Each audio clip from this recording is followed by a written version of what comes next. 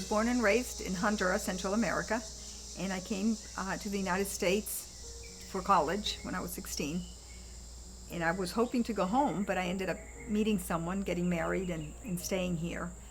And my husband worked in the corporate world, and we were transferred all over the United States. Ended up in the West Coast and decided to look for places, small towns that would be good to raise a family. And in that research, I found a list of the best small towns in the United States to raise a family. And many of those towns listed were in North Carolina, and that really interested me.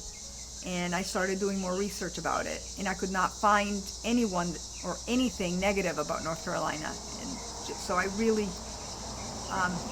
wanted to come here, and then when it was time for me to make a change in my life, I decided to come and pick a town, and started with Raleigh and dialed it back until I found Washington, and I haven't looked back. It was the best decision I ever made.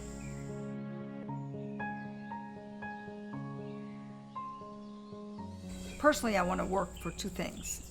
I want to help businesses do well, because it's crucial for everybody that lives here for the businesses to well. Everybody benefits from businesses thriving, and I want to think out of the box to help them be more lucrative and more successful, as well as finding ways to encourage more tourism to come to this town. It's the ideal source of revenue because there's no need for any more infrastructure.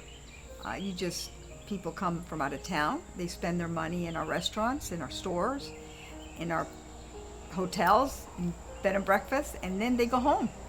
And we benefit from that revenue. Makes everybody happy.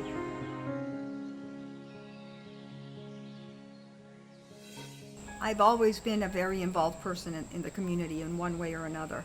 Raising my kids, I was involved with the PTA and with marching band and as a volunteer in schools. And when I came here, I got involved with the WHDA, helping promote the historic district, and volunteering also with the Arts Council and the Turnage, raising funds.